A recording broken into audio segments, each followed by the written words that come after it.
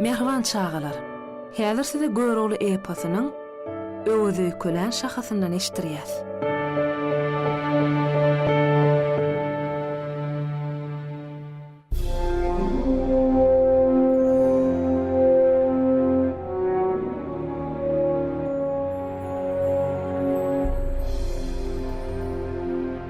Habar kimden al, Göreğli wegden al.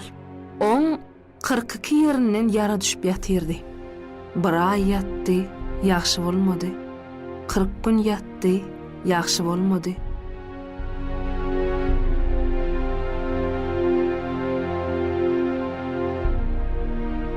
Hayt, öwüz näde oturýarsyň?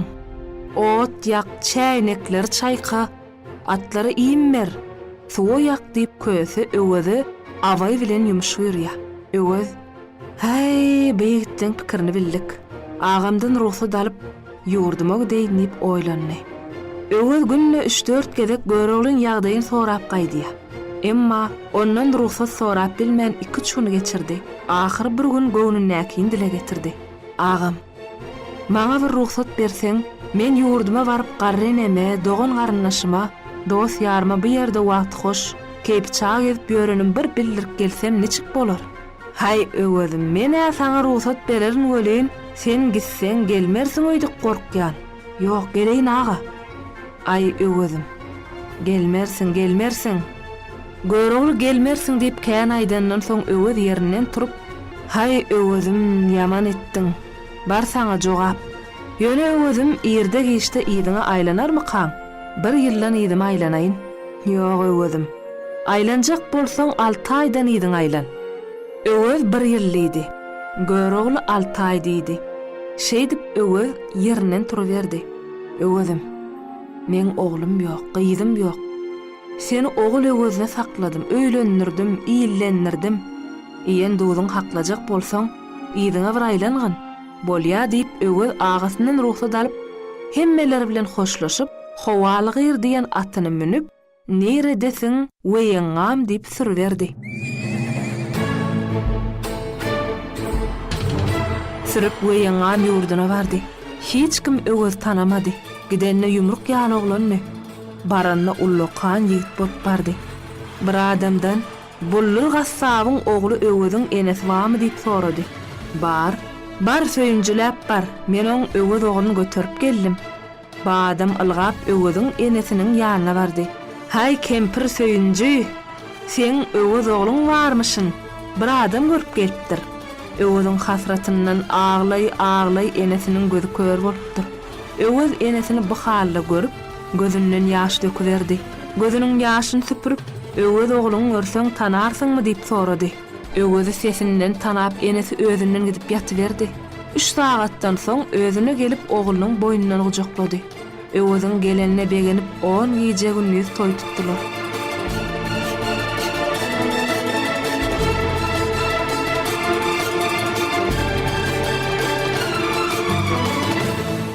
Öwüz bu ýerde boluversin.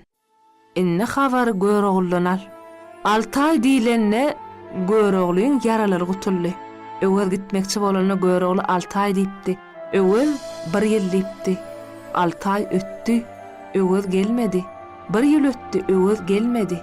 Gepiň ýysgasy 3 ýyl ötdi. Öwüz gelmedi. Göreğli bolsa öwüz gelmedi diýip şol garaşyp ýör. Bir adam aýtdy, "Ha Göreğli, sen öwüz gelmedi diýip garaşyp ýörme? Sırqaw ýatyrkan 47-iň öwüz öýkeletdi. Öwüz ýydyna dolanmajak bolup gidenler."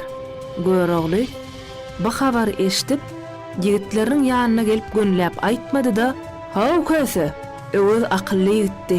Men göwnümdäkini öwüz oglum tapýady." Göreğli bir zat diýjek bolýany köse aňdy. "Ha Göreğli, öwüz tapýa, biz tapamzok" diýip bize teýenilsiz aýtma. Bize merwet ýigitler däliriz. Köp ýaxşy köse tapsaňyz diýip bular bir ýerde boluversinler. Inne habar kimden al, öwüzden al. Ol öň gidenne Ýusup Şah diýen paçşaň gaşyndan gidipdi. Öwüz geleli bäri paçşaň gaşyna günne 3-4 gezek salamy barýa. Emma paçşa öwüziň habaryny alanok. Bir gün öwüz, "Paçşahym, 3 ýyldan bäri men siziň ýanyňyza salama gelip gidýän. Men habarym almadyňyz diýdi. Seň habaryň bellidir. Görogly sana ýüz beren nälir? Ýok padşahym beýle däl. Görogly 42 ýerinden ýaraly boldy.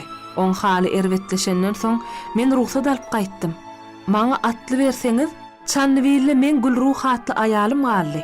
On getireýin. Göroglyň agaýyn sen Peridat aýaly bar diýip eşdensiňiz. Eşdýäs. Eşdiňiz o da men sözümden çykmaýa, onu alyp geleýin. Bar onu özüň atly jemläp özüň al. Ögüz atly jemlemäge başlady. Ögüz oň bilen şahar dagy Çannybeýle ýürüýüş etsin.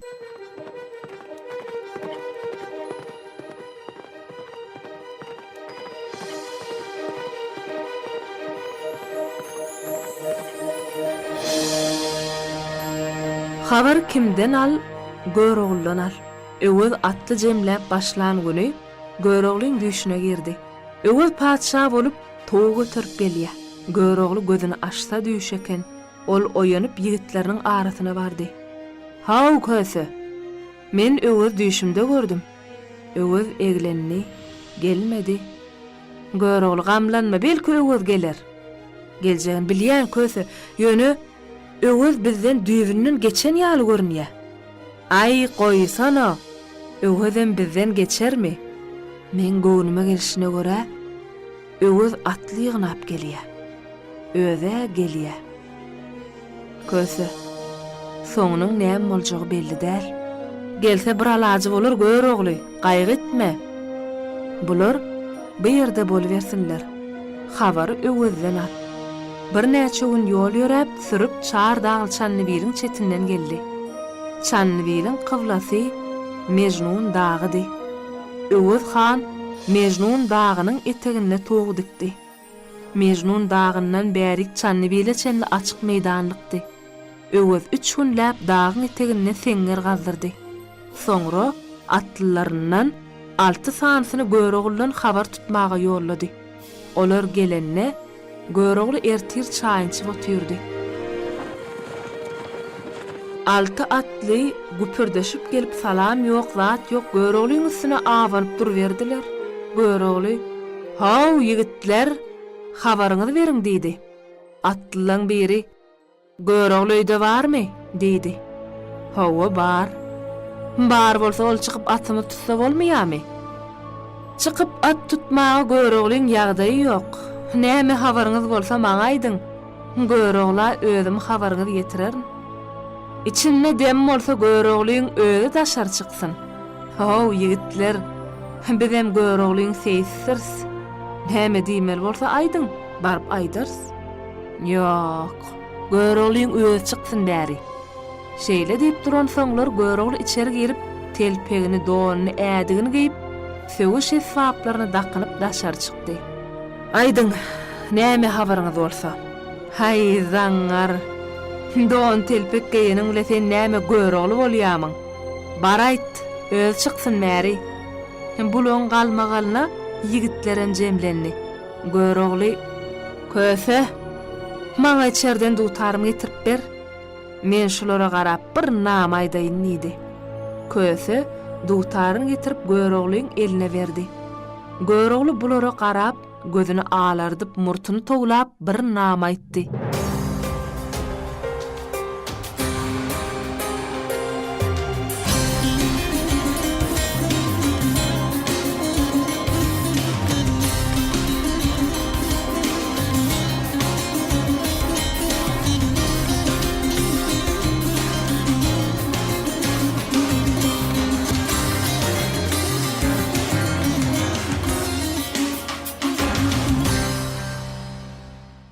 Öwüziň ýigitler şondan soň Göroglyny tanap, ýürekleri ýarly.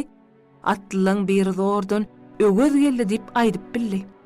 Öwüz geldi diýen soň köse algap gelip o ýigidi gujaklady. "Wah, öwüz geldi diýsene.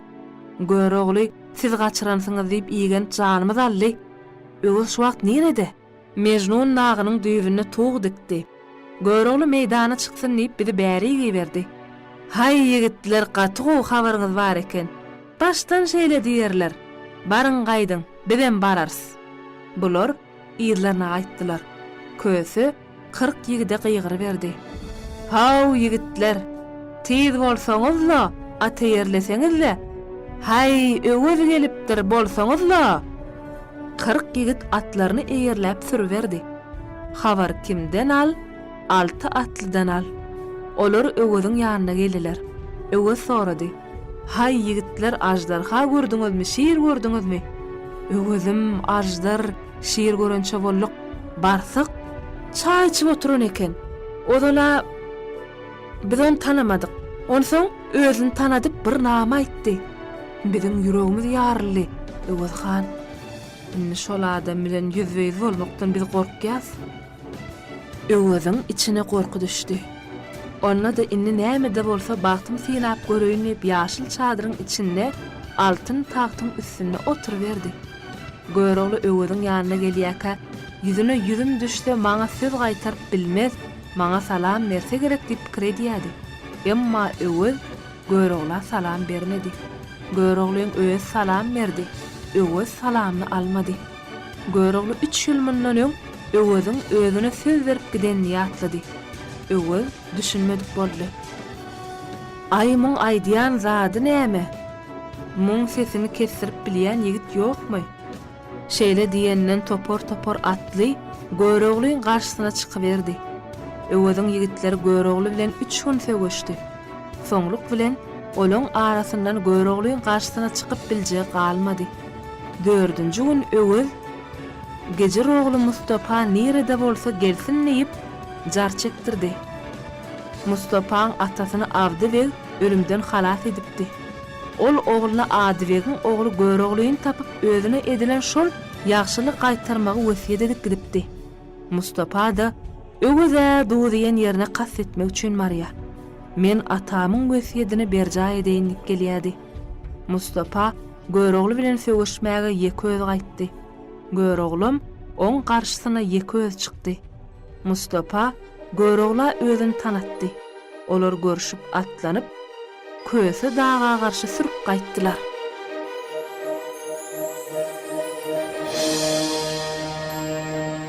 Habar kimden al? Öwüzden al. Öwüziň bar umydy Mustapady. Göýrogly onam öz ýanyna geçirenden soňra öwüziň ýigitleri gaçmak bilen bolberdiler. Köse de dağın üstünde bu ýagdaý synlap durdy. Olaň gaçyp başlanyny görüp köse atlyň ýerinden goýup gidiberdi. Bir wagtdan soň öwüz dağın gowugyndan çykyp elini bulap gıýgyr berdi. Köse de dağın üstünde bu ýagdaý synlap durdy. Olaň gaçyp başlanyny görüp köse atlyň ýerinden goýup gidiberdi. Bir wagtdan soň öwüz dağın gowugyndan çykyp elini bulap gıýgyr berdi. "Haw Mähremaga bäri gele göri." Köse bozdumanyň başyny öwüze tarap öwürdi. "Hay öwüzim, sen diýdaryň ýene görmek bar eken o." Köse öwüz atyny artlaşdyryp alyp gaýdyberdi. Ýolda gelýärkäler öwüz aýtdy: "Hay Mähremaga, men göýrogla näme jogap bererim? Bir maslahat bersene." "Hay öwüzjan, bir toparatla baş bolup gelipsiň, elbetde jogabym özüň taparsyň da." "Wah, sadagaň bolaýyn Mähremaga, beýle diýmesene." "Ay öwüzim, bir alajy borla." Köse bilen öwüz ses ýeterýäl ýere geldiler. Öwüz atdan düşüp gol gowşuryp göýrogla salam berdi. Göýrogly öwüziň salamyny aldy. Öwüz ýanyna gelip bilmän aňyrrakly ýere bakyp çök düşüp oturdy. Göýroglym kese bakyp oturuverdi. Köse bozdumany bir ýerde baglap göýroglyň ýanyna geldi. "Göýrogly, öwüziň habaryny alsaň bolmaýarmy?" "Näme habar bar o?" "Elbetde bir habar bardyr, habaryny almagyň gerek." "Aýdy bersin habar bolsa." Köse öwüziň ýanyna geldi. "Aýdy ber habaryny öwüzim, çekinme, gorkma." "Arzyma aýtsam, bir ýylda geljekdim. 3 ýyl eglendim. Yüzüm garadyr." Köse öwüzim bilen ýaraşaý diýip öwüziň elinden tutup göýroglyň ýanyna alyp geldi. Öt günäsini ýaraşyň diýip köse ikisini ýaraşdyrdy. Göýrogly ýigitleri bilen galasyna dolanyp geldi. "Dem deňjiňi alyp git" diýip Mustapanam gala alyp gaýtdylar. Galasyna gelip göregli aýtdy. "Haw köse. Ozalam yaraly bolup ýaşy bolamyzdan soň toý tomaşa bermändik. Hem oň toýu bolsun. Öwedem ýene dolanyp geldi. Muňam toý bolsun. Mustafa bilen duşdyk. Muňam toý bolsun. Toý ullan tutaly. Şondan soň 10 gece gündüz toý tutdular. Nan diýene nan, teňe diýene teňe, serpay diýene serpay berdiler.